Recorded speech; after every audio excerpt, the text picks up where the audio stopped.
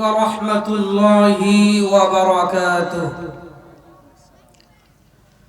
الحمد لله علي الذات عظيم الصفات سمي السمات كبير الشان جليل القدر رفيع الذكر مطاع الأمر جلي البرهان فخيم الاسم غزير العلم وسيع الحلم كثير الغفران جميل الثناء جزيل العطاء مجيب الدعاء عليم الإحسان شديد العقاب أليم العذاب سريع الحساب عزيز السلطان ونشهد أن لا إله إلا الله وحده لا شريك له ونشهد أن محمدًا عبده ورسوله أما بعد فأعوذ بالله من الشيطان الرجيم بسم الله الرحمن الرحيم إن الذين آمنوا وعملوا الصالحات كانت لهم جنات الفردوس نزلا وقال النبي صلى الله عليه وسلم من قال لا إله إلا الله دخل الجنة صدق الله مولانا العظيم وصدق رسوله النبي الكريم ونحن على ذلك لمن الشاهدين والشاكرين والذاكرين والحمد لله رب العالمين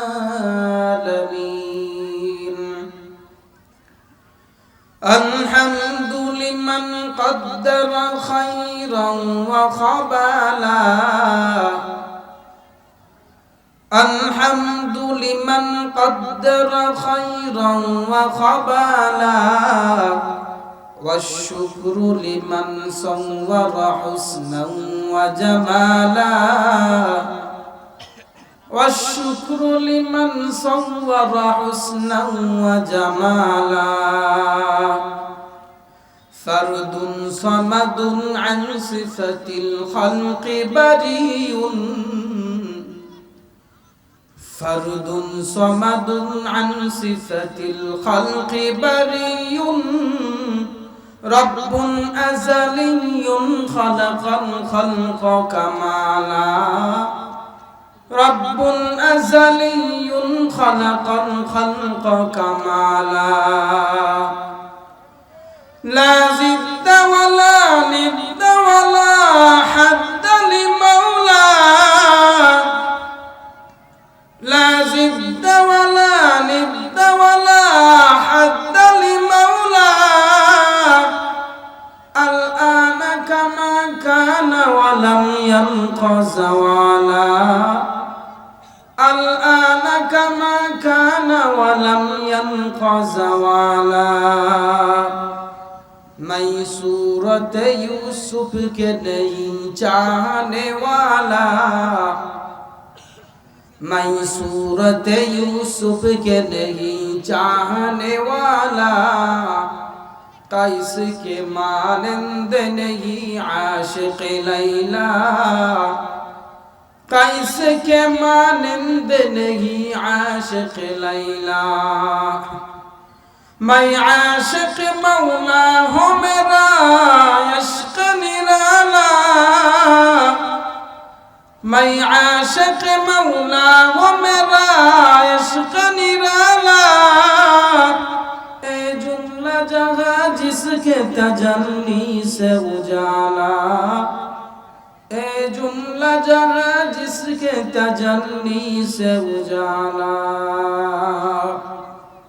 সকলে জিকির করি লা ইলাহা ইল্লাল্লাহ লা ইলাহা ইল্লাল্লাহ লা ইলাহা ইল্লাল্লাহ লা ইলাহা ইল্লাল্লাহ লা ইলাহা ইল্লাল্লাহ जिक्र हक आमद ग़िज़ाई रूह रा जिक्र हक आमद ग़िज़ाई रूह रा मरहम आमद ई दिल मजरूह रा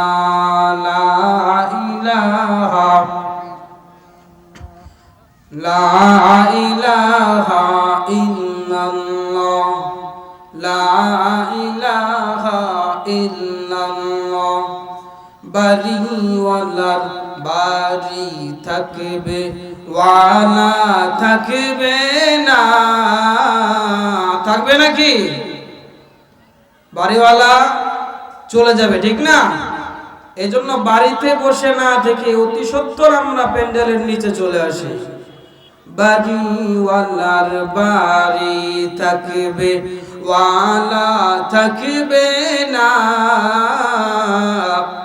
দোকানওয়ালার দোকান থাকবে ওয়ালা থাকবে না চেয়ারম্যানের চেয়ার থাকবে ম্যান থাকবে না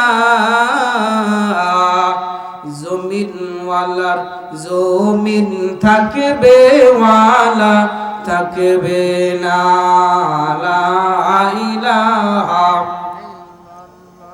লা ইলাহা ইল্লাল্লাহ লা ইলাহা ইল্লাল্লাহ লা ইলাহা ইল্লাল্লাহ লা ইলাহা ইল্লাল্লাহ মুহাম্মাদুর রাসূলুল্লাহ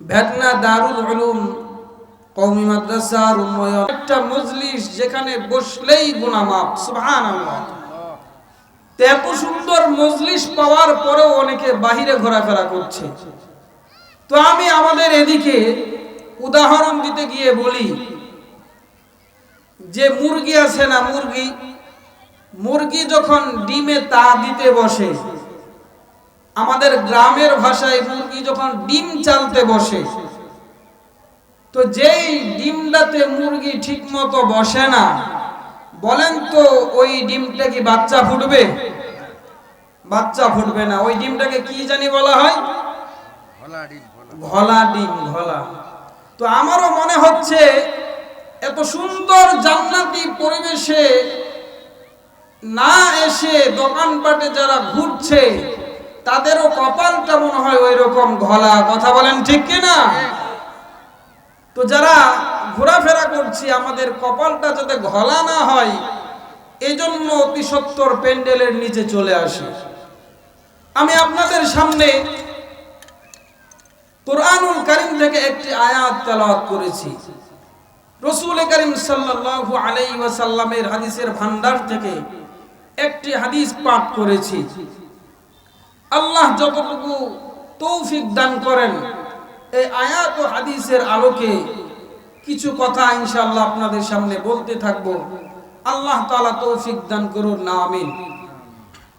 তো আল্লাহ তাআলা আয়াতের মধ্যে বলতেছেন, ইন্নাল্লাযীনা আমানু ওয়া আমিলুস সলিহাতি, যারা ঈমান এনেছে এবং নেক কর্ম করেছে, কানাত লাহুম জান্নাতুল ফিরদাউসি নুজুলা, তাদেরকে আপ্যায়ন স্বরূপ আমি জান্নাতুল ফিরদাউস দান করব। সুবহানাল্লাহ।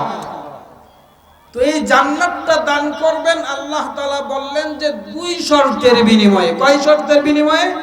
একটু জবান খুলি, কয় শর্তের বিনিময়ে? দুই শর্তের বিনিময়ে। এক নাম্বার হলো ঈমান থাকা লাগবে, ইন্নাল্লাযীনা আমানু, যারা ঈমান এনেছে। দুই নাম্বার হলো ওয়া আমিলুস সলিহাতি, যারা নেক কর্ম করবে। দুই শর্তের বিনিময়ে আল্লাহ তাআলা জান্নাতুল ফিরদাউস দিবেন। আমাদের এলাকায় অনেকে বলে যে আমি নামাজ না পড়লে কি হয়েছে, আমার ঈমানটা ঠিক আছে। আমরা যদি ধরেও নেই কিছু সময়ের জন্য যে ঠিক আছে আপনার ঈমানটা ঠিক আছে, কিন্তু শুধুমাত্র ঈমানের জন্যই কি আল্লাহ তাআলা জান্নাতুল ফিরদাউসের কথা বলেছেন? কয় শর্ত? দুই শর্ত। ঈমান থাকলে তো শুধু এক শর্ত পাওয়া গেল, ওয়া আমিলুস সলিহাত, দ্বিতীয় যে শর্তটা ওটা পাওয়া গেল না। ঈমান থাকলে হ্যাঁ ওই বান্দাটা একদিন না একদিন জান্নাতে যাবে, তবে অনন্ত অসীম কাল জাহান্নামে আগে জ্বলবে তারপরে যাবে। তো এই জন্য আমরা চাই না যে জাহান্নামে যাই। জাহান্নামের এক সেকেন্ডের আযাব শাস্তি কেউ সহ্য করতে পারবে না। তো এজন্য আমরা চাইবো শুরু থেকেই যাতে আল্লাহ তাআলা আমাদের জান্নাত দিয়ে দেন। সকলে বলি আমিন। তো প্রথম শর্ত ইন্নাল্লাযীনা আমানু, যারা ঈমান এনেছে। তো ঈমানের তিনটা স্তর ফুকাহায়ে কেরাম করেছেন। এক নাম্বার হলো তাসদীক বিল জানান। এক নাম্বার শর্ত হলো অন্তরে বিশ্বাস করা আল্লাহ তাআলা এক, তার কোনো শরীক নাই, তার সমকক্ষ কেউ নাই, তার যে গুণগুলো আছে, তার যে নামগুলো আছে, এই গুণের এই নামের অধিকারী আর কেউ হতে পারে না, তার মতো শক্তিধর কেউ হতে পারে না। এই বিশ্বাস অন্তরে রাখতে হবে। এবং মুহাম্মদুর রাসূলুল্লাহ সাল্লাল্লাহু আলাইহি ওয়াসাল্লাম তিনি সর্বশেষ নবী, শ্রেষ্ঠ নবী, এ কথা বিশ্বাস করতে হবে। তাসদীক বিল জানান, অন্তরে এগুলো বিশ্বাস করতে হবে। আরো যেগুলো বিষয় বড় বড় রয়েছে ঈমানের মূল শাখা যেগুলো আছে ওগুলোর প্রতিও বিশ্বাস স্থাপন করতে হবে। যেমন আমানতু বিল্লাহি ওয়া মালাইকাতিহি ওয়া কুতুবিহি ওয়া রুসুলিহি ওয়াল ইয়াউমিল আখিরি ওয়াল কদরি খাইরিহি ওয়া শাররিহি মিনাল্লাহি তাআলা ওয়াল বা'সি বাদাল মাউত। এখানে যে কয়টা বিষয় আছে, এক নম্বরে আল্লাহর প্রতি বিশ্বাস স্থাপন করা, আমানতু বিল্লাহি। দুই নাম্বার ওয়া মালাইকাতিহি, আল্লাহর যে ফেরেশতাগণ আছেন তাদের বিশ্বাস করা, ওয়া কুতুবিহি। তিন নাম্বার হলো আল্লাহ তাআলা যত কিতাব নাজিল করেছেন ওইগুলোকে বিশ্বাস করা, ওয়া রুসুলিহি, যত পয়গম্বর যত রাসূল প্রেরণ করেছিলেন ওইগুলোকে বিশ্বাস করা, ওয়াল ইয়াউমিল আখিরি, কিয়ামত দিবসের উপরে বিশ্বাস করা, ওয়াল কদরি খাইরিহি ওয়া শাররিহি, ভালো মন্দ উভয়টাই যে আল্লাহর পক্ষ থেকে হয় এটা বিশ্বাস করা, ওয়াল বা'সি বাদাল মাউত, এটা পূর্বেই ঢুকে গেছে, ওয়াল ইয়াউমিল আখিরি, কিয়ামত দিবসের প্রতি বিশ্বাস করা, মৃত্যুর পর পুনরায় আমাদেরকে আল্লাহ তাআলা উঠাবেন, এগুলো বিশ্বাস করা। এই সমস্ত বিশ্বাস আমাদের অন্তরে করতে হবে। তাসদিক বিল জানান, ঈমানের আরো অনেকগুলো শাখা আছে। ওই ঈমানের শাখাগুলো সহ সবকিছু, অর্থাৎ আল্লাহ তাআলা যে আছেন, আল্লাহ তাআলার সমস্ত বিধিবিধান, রাসূল সাল্লাল্লাহু আলাইহি ওয়াসাল্লাম যাহা কিছু বলে গেছেন, এই সমস্ত কিছুকে বিশ্বাস করা, এটা হলো ঈমানের প্রথম স্তর, তাসদিক বিল জানান, অন্তরে বিশ্বাস করা। ঈমানের দ্বিতীয় স্তর হলো ইকরার বিল লিসান, দ্বিতীয় স্তর হলো জবানে স্বীকৃতি দেওয়া। আমি অন্তরে যেটা বিশ্বাস করলাম ওটাকে জবানে স্বীকারোক্তি দিতে হবে, শুধু বিশ্বাস করলেই হবে না। কারণ আবু জাহাল, উতবা, সাইবা যত কাফের ছিল সবাই বিশ্বাস করত যে একজন সৃষ্টিকর্তা আছেন। কারণ আসমান তো তাদের দাদাই বানাই নাই, তাদের নানা বানাই নাই, আসমানের সৃষ্টিকারী একজন আছেন, এটা তারাও বিশ্বাস করত। কিন্তু তারা ইকরার বিল লিসান, জবানে স্বীকারোক্তি দিত না। আবু জাহাল কোরআনুল কারীম যে আল্লাহ তাআলার কালাম এটা বিশ্বাস করত, কিন্তু জবানে স্বীকারোক্তি দিত না। সবকিছু তারা বিশ্বাস করত, জানতো, কিন্তু জবানে স্বীকারোক্তি দিত না। জবানে স্বীকারোক্তি না দিলে ওই ব্যক্তিটা পরিপূর্ণ মুমিন হবে না। সে যতই ইসলামের লেবাস ধরুক আর বলুক যে আমি বিশ্বাস করি, জবানে স্বীকারোক্তি দিতে হবে। সরওয়ারে কায়নাত পয়গম্বর জনাবে হযরত মুহাম্মদুর রাসূলুল্লাহ সাল্লাল্লাহু আলাইহি ওয়াসাল্লামের নিজের চাচা আবু তালেব, তিনি সবকিছু বিশ্বাস করতেন। কাফেররা যখন পয়গম্বরকে কঠিন থেকে কঠিন শাস্তি দিত, ওই সময়ে আল্লাহর রাসূল সাল্লাল্লাহু আলাইহি ওয়াসাল্লামকে কাফেররা ঈমান ও ইসলামের দাওয়াত দিতে নিষেধ করতেছিল। দেখাশোনার দায়িত্ব ছিল আবু তালেবের, কারণ ওই সময় তার পিতা বেঁচে নাই, মাও বেঁচে নাই, দাদাও বেঁচে নাই, চাচা দেখাশোনা করতো। আবু তালিবের কাছে কাফেররা গিয়ে বলতেছে, আপনার ভাতিজা কি শুরু করেছে? সে তো আমাদের মূর্তিদের নামে বদনাম করতেছে, তাকে একটু সামলান। প্রাথমিকভাবে চাচা আবু তালেব সে আল্লাহর রাসূলকে ডেকে বলতেছে, ভাতিজা এগুলোর কোনো দরকার নাই, তুমি তোমার মতো থাকো, কি দরকার আছে মূর্তিগুলোর বদনাম করার? রাসূল কারীম সাল্লাল্লাহু আলাইহি ওয়াসাল্লাম তার চাচাকে বললেন, চাচা তারা তো আমাকে আরো অনেক কিছু অফার করেছে। তারা বলেছে, হে মুহাম্মদ, তোমার যদি সম্পদের দরকার হয়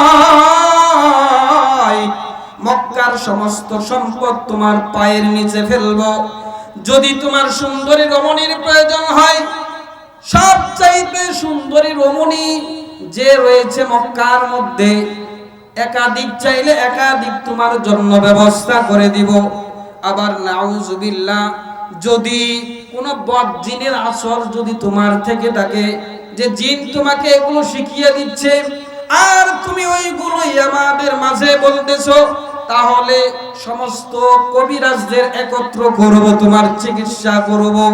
এই সমস্ত দাওয়াত কাফেররা আমাকে দিয়েছে। তবে চাচা শুনে রাখেন, তারা যদি আমার ডান হাতে সূর্য এনে দিতে চায় আর বাম হাতে যদি আমার চন্দ্র এনে দিতে চায়, আমি যে দাওয়াত দিতেছি এই দাওয়াত থেকে বিন্দু মাত্র সরে যাব না। হয়তো আমি শাহাদাত বরণ করব, নতুবা আল্লাহর দ্বীন প্রতিষ্ঠিত হয়ে যাবে। সুবহানাল্লাহ। যখন তার এরকম দৃঢ় পরিকল্পনা নিজের চাচা শুনলেন, চাচা আবু তালেব বললেন যে, ভাতিজা যাও, তোমার দাওয়াতি কার্যক্রম তুমি চালাও, আমার চোখের পলক থাকা পর্যন্ত আমি তোমার কোনো ক্ষতি করবে কাফেররা এটা কখনো হতে দিব না। এরকম পাশে ছিলেন চাচা আবু তালেব। এমন এক সময়ে কাফেররা তারা অবরোধ করলো, তারা সন্ধি চুক্তি লিখে কাবা শরীফের দেওয়ালে টাঙিয়ে দিল। তারা বলল যে মুসলমানদের সাথে কোনো আমাদের সম্পর্ক নাই, তাদের সাথে কেউ কেনাবেচা করব না, তাদেরকে কেউ খাবার এগুলো দিব না। আবার মুহাম্মদের সাথে যারাই সম্পর্ক রাখবে তাদের সাথেও আমাদের কোনো সম্পর্ক থাকবে না, তাদের সাথে কেউ বিবাহ শাদীতে জড়াবে না। এরকম অবরোধ তারা করলো। একটা শর্ত এটাও ছিল, যারা নবীর সাথে থাকবে তাদেরকেও ওই অবরোধে যেতে হবে, নতুবা আমরা কাফেররাও তাকে নিব না। এরকম বহু কাফের ছিল যারা রাসূলকে দিল থেকে ভালোবাসতো কিন্তু এখনো ঈমান গ্রহণ করে নাই। তারাও ওই অবরোধের মধ্যে শামিল ছিল ভালোবাসার খাতিরে। তার মধ্যে একজন হলো চাচা আবু তালেব। সে পয়গম্বরের কাছে 3 বছর শিয়াবে আবু তালিবের ঘাটিতে ছিল, ওইখানে 3 বছর জেল খেটেছে।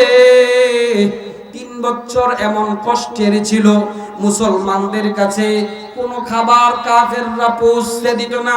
চতুর্দিক দিয়ে ওই পাহাড়টাকে তারা ঘিরে রেখেছিল। মুসলমানদের কাছে কোনো খাবার নাই, কোনো পানি নাই, মরুভূমি এলাকা। যে পানি ছিল অল্প দিনের মধ্যে শেষ হয়ে গিয়েছে। এমন কষ্টের দিন ছিল যে মুসলমানদের ছোট ছোট যে বাচ্চাগুলো ছিল এমন পর্যায়ে গেল যে তারা মায়ের দুধ পর্যন্ত পাচ্ছে না, কারণ তাদেরও তো খাবার নাই। চিৎকার দিচ্ছে মুসলমান সন্তানেরা। তাদের চিৎকার শুনে মায়েরা তারা নিজেদের জিহ্বা সন্তানদের মুখে দিয়ে দিয়েছে। সন্তানেরা যদি একটু রস পায়, জিহ্বাটা চুষে চুষে সন্তানেরা কিছুক্ষণ জীবিত ছিল। এরকম বড় লোকেদেরও এমন অবস্থা, পানি নাই পান করার জন্য, গোসল করার জন্য তো দূরের কথা, খাবার নাই। আবার পাহাড়ের মধ্যে ওই রকম গাছপালাও নাই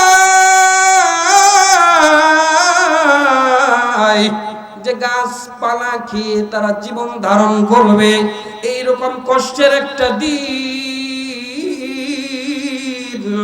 গাছপালাও নাই। পাহাড়ি এলাকায় শুধু বাবলা গাছ হয়, কাঁটা যুক্ত গাছ। ওই গাছগুলোই সাহাবায়ে কেরাম খোদার তাড়নায় ওগুলো চিবিয়ে চিবিয়ে খেতেন, মুখ দিয়ে রক্ত বের হয়ে যেত। এই রকম কষ্টে দিন যাপন করেছেন। 3টা বছর পয়গম্বরের সাথে মুসলমানেরা থেকেছেন, ঈমান থেকে দূরে সরে যান নাই। আবু তালেব 3 বছর জেল খেটেছে। তাও যখন আল্লাহর রাসূল সাল্লাল্লাহু আলাইহি ওয়াসাল্লাম বললেন যে চাচা আপনি তো অনেক অসুস্থ হয়ে গিয়েছেন, দুনিয়া থেকে যদি চলে যান তাহলে আপনি তো এখনো ঈমান গ্রহণ করেন নাই, পরকালে আপনার কি অবস্থা হবে? আপনি শুধু এতটুকু বলেন লা ইলাহা ইল্লাল্লাহ, আল্লাহ ছাড়া কোনো ইলাহ নাই।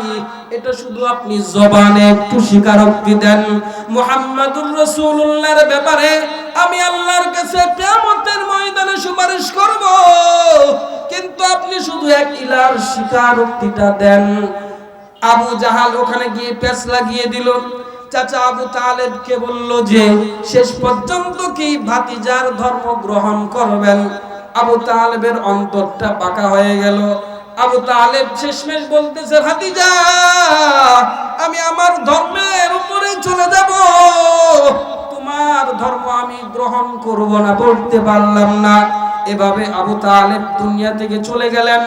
আল্লাহ রাব্বুল আলামিন কুরআনুল কারীমের আয়াত নাজিল করে দিলেন, ইন্নাকা লা তাহদি মান আহবাবতা ওয়ালাকিন্নাল্লাহা ইয়াহদি মান ইয়াশা। ওগো পয়গম্বর, আপনি চাইলেও, আপনি কাউকে ভালোবাসলেও আপনি হেদায়েত দিতে পারবেন না। হেদায়েতের চাবিকাঠি একমাত্র আমার হাতে। বুঝাইতেছিলাম যে ইকরার বিল লিসান, জবানে যদি স্বীকারোক্তি না দেয় ওই ব্যক্তিটা পরিপূর্ণ মুমিন হতে পারবে না। আবু তালেব এগুলো বিশ্বাস করত। রাসূলকে জীবনের শেষ মুহূর্ত পর্যন্ত ভালোবেসেছে, কিন্তু জবানে স্বীকারোক্তি দেয় নাই।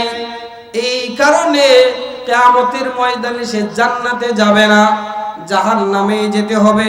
কিন্তু রাসূলকে ভালোবাসার কারণে শুধু এতটুকু হবে যে তাকে জাহান্নামের সবচাইতে নিম্ন শ্রেণীর আযাব দেওয়া হবে। তাও নিম্ন শ্রেণীটা কিরকম? জাহান্নামের দুইটা জুতা পরিধান করিয়ে দেওয়া হবে। ওই জাহান্নামের জুতাগুলো এরকম প্রচন্ড তাপ হবে যে আবু তালেবের মাথার মগজ ভাত যেরকম টকবক টকবক করে, ওই রকম মগজগুলো টকবক টকবক করবে এবং কান বেয়ে পড়বে। এরকম এটা হলো জাহান্নামের সর্বনিম্ন শাস্তি। ঈমান না নিয়ে গেলে এইরকম শাস্তি হবে। 2 নাম্বার স্তর বলতেছিলাম যে ইকরার বিল লিসান। 1 নাম্বার হলো আল্লাহ তাআলাকে, আল্লাহ তাআলার বিধানকে অন্তরে বিশ্বাস করতে হবে। 2 নাম্বার শর্ত হলো ইকরার বিল লিসান, জবানে স্বীকারোক্তি দিতে হবে। 3 নাম্বার শর্ত হলো আমল বিল আরকান, আমলে এগুলোকে বাস্তবায়ন করে দেখিয়ে দিতে হবে। আমল করতে হবে। বিশ্বাস করলাম, বলতেছিও যে আল্লাহ তাআলা এক, কিন্তু আমি নামাজ পড়ি না, রোজা রাখি না, কোনো ইবাদত বন্দেগী করি না, কুরআনুল কারীমের তেলাওয়াত শিখি না, এগুলো আমলে দেখাই দেই না, তাহলে তারপরও আমার ঈমানের ঘাটতি থেকে যাবে। 2 নাম্বার যে শর্তটা, আমিলুস সলিহাত, যে নেক কর্ম লাগবে, ওই শর্তটা আমার পুরা হবে না। আর আল্লাহ তাআলা 2 শর্তের বিনিময়ে জান্নাত দান করবেন। এজন্য আমলে আমাদেরকে দেখাইতে হবে। আর ঈমানটা আমাদের যেন তেন ঈমান হলে হবে না। বর্তমানে আমাদের ঈমান এরকম যে বাতাসে মনে হয় উড়াই নিয়ে চলে যায়। একটা কম্বলের কারণে আমাদের ঈমান শেষ, 1 প্যাকেট বিরিয়ানি খিচুড়ির কারণে আমাদের ঈমান শেষ হয়ে যায়। কেউ খাওয়ানোর জন্য ডাকলেই কে ডাকলো, কারা ডাকলো, কেন ডাকলো যাচাই বাছাই করি না। আমাদের ঈমান এত হালকা। তো আল্লাহ তাআলা বলেছেন যে এইরকম ঈমান হলে হবে না। ঈমান আনো তো আমিনু কামা আমানান নাস, সাহাবায়ে কেরাম যেরকম ঈমান এনেছেন ওই রকম ঈমান লাগবে। কেন জানো? ওয়ালাকিন্নাল্লাহা হাব্বাবা ইলাইকুমুল ঈমান, যে সাহাবীদের কাছে আমি সবচাইতে ঈমানকে প্রিয় করে দিয়েছিলাম। ওয়া যায়্যানাহু ফি কুলুবিকুম, এবং তাদের অন্তরে আমি নিজ হাতে ঈমানকে সাজিয়ে গুছিয়ে দিয়েছি। সুবহানাল্লাহ। এজন্য ঈমান আনো তো সাহাবীদের মতো ঈমান আনো। তারা ঈমান আনার কারণে সব কিছু বিসর্জন দিয়েছে। পরিবার হোক, ধন সম্পদ হোক, স্ত্রী বউ বাচ্চা হোক, সব কিছু তারা বিসর্জন দিয়েছেন ঈমানের কারণে। ঈমানটাকে ঠিক রেখেছেন। তো সাহাবীরা কিরকম ঈমান এনেছেন? আল্লাহর রাসূল সাল্লাল্লাহু আলাইহি ওয়াসাল্লামের একজন বিশিষ্ট সাহাবী, যুবক বয়স, আব্দুল উজ্জা তার নাম। ওই আব্দুল উজ্জা, তার অল্প বয়সে তার বাবা দুনিয়া থেকে বিদায় নিয়ে চলে গিয়েছে। দেখাশোনা করেছে চাচা ঘর বাড়ি করে দিয়েছে, চাচা উটের পাল দিয়েছে, চাচা মেষের পাল দিয়েছে, চাচা ছাগলের পাল দিয়েছে, চাচা বাড়ি ঘর করে দিয়েছে, সবকিছু করে দিয়েছে চাচা। কিন্তু আব্দুল উজ্জা মনে মনে ভাবেন, মুহাম্মাদুর রাসূলুল্লাহ সাল্লাল্লাহু আলাইহি ওয়াসাল্লাম যে কথাগুলো বলেন ওগুলো আসলেই সত্য। তিনি নিঃসন্দেহে শেষ নবী, শ্রেষ্ঠ নবী, এই কথাগুলো উনি বুঝতে পেরেছেন, কিন্তু ঈমান গ্রহণ করেন না। চাচার অপেক্ষায় আছেন। চাচা যদি ঈমান গ্রহণ করেন তাহলে ঈমান গ্রহণ করাটা সহজ হবে। এই জন্য ঈমান গ্রহণ করতেছেন না। এক পর্যায়ে তার ঈমানের আগুন যখন অন্তরে জ্বলে উঠেছে, সে চাচাকে বলতেছে, চাচা আপনি কি মুহাম্মদ সাল্লাল্লাহু আলাইহি ওয়াসাল্লামের দাওয়াত নিয়ে কিছু ভাবতেছেন নাকি? চাচা বলতেছে, না না, কই ভাবি না তো। তো ভাতিজা বলতেছে যে আমি তো ভাবতেছি যে আমি ঈমান গ্রহণ করব, আমি তো ভাবতেছি যে আমি ঈমান গ্রহণ করব, এরকম ভাবতেছি। চাচা বলতেছে ঠিক আছে, তুমি যদি এরকম ভাবো তাহলে তোমার সব সম্পত্তি আমাকে ফিরিয়ে দাও। সমস্ত সম্পত্তি ফিরিয়ে দিয়ে দিলেন। শেষমেশ কাফের তো কাফের অন্তরে কোনো দয়া নাই, বলতেছে আব্দুল উজ্জা তোমার যে পরনের কাপড়গুলো আছে ওইগুলো তো আমার, ওগুলো খুলে দাও।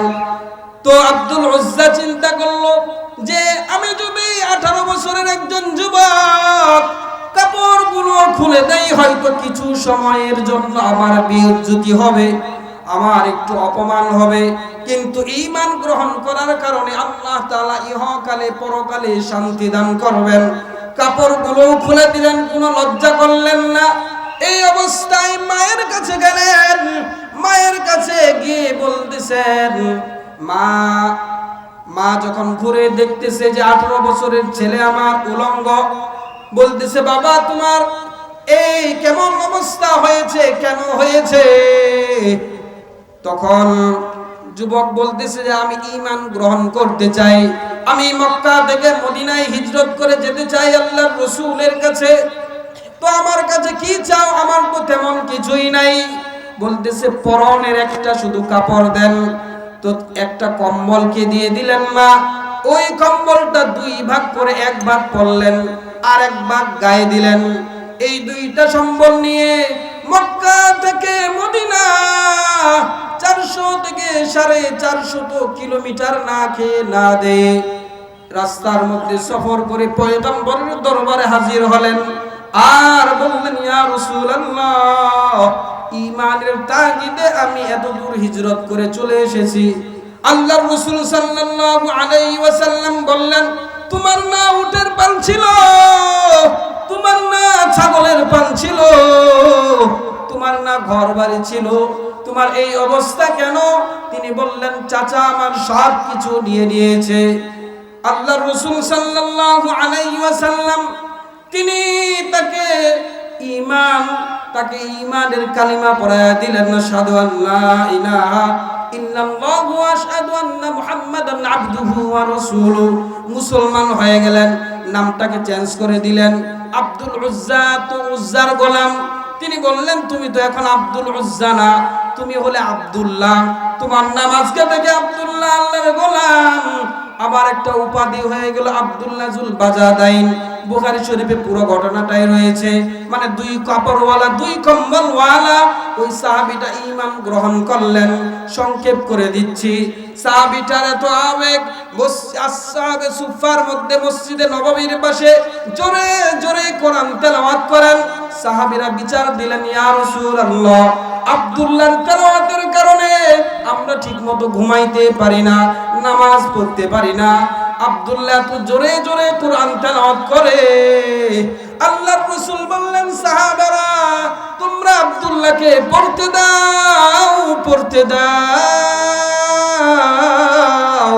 কারণ সে সব কিছু ছেড়ে ঈমানকে গ্রহণ করেছে। তাবুকের যুদ্ধের সময় যখন চলে আসলো, সাহাবীদেরকে বললেন সমস্ত তোমরা যে যা পারো জিহাদের জন্য দান করো। ওই যে একটা ঘটনা আছে, আবু বকর রাদিয়াল্লাহু তাআলা আনহু তার সব কিছু এনে দিয়েছিলেন, ওটাই তাবুকের যুদ্ধ ছিল। সাহাবীরা যে যা পারলেন দান করলেন, কিন্তু আব্দুল্লাহ তো কিছু নাই।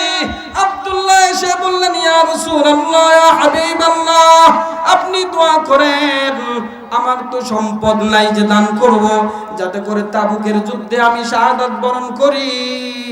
আল্লাহর রাসূল সাল্লাল্লাহু আলাইহি ওয়াসাল্লাম হাত তুললেন আর বললেন আল্লাহ,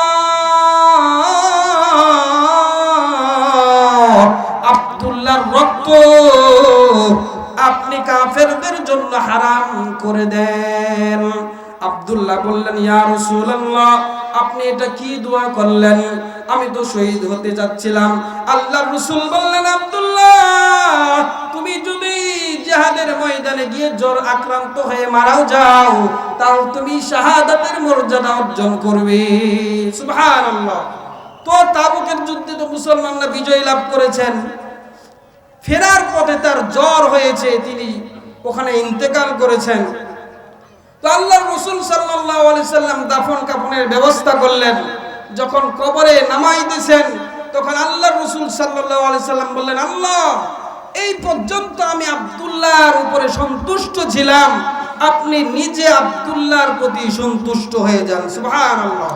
আব্দুল্লাহ ইবনে মাসউদ রাদিয়াল্লাহু তাআলা আনহু তিনি আফসোস করতেছেন আর বললেন, হায়, আমি যদি আজকে আব্দুল্লাহর স্থানে হতাম তাহলে সৌভাগ্যবান হয়ে যেতাম। তো বলতেছিলাম যে ঈমানের জন্য সাহাবীরা সব কিছু ছেড়ে দিয়েছেন, কিন্তু ঈমান ছাড়েন নাই। তো সাহাবীদের মতো আমাদের ঈমান আনতে হবে এবং আমাদের বিশুদ্ধ আমল করতে হবে, নেক আমল করতে হবে। আল্লাহ রাব্বুল আলামিন আমাদেরকে সাহাবীদের মতো ঈমান এনে নেক কর্ম করে জান্নাতুল ফিরদাউসের মেহমান হওয়ার তৌফিক দান করুন, আমিন। ওয়া আখিরু দাওয়ানা আলহামদুলিল্লাহি রাব্বিল আলামিন। সুবহানাল্লাহি ওয়া বিহামদিহি, সুবহানাকাল্লাহুম্মা ওয়া বিহামদিক।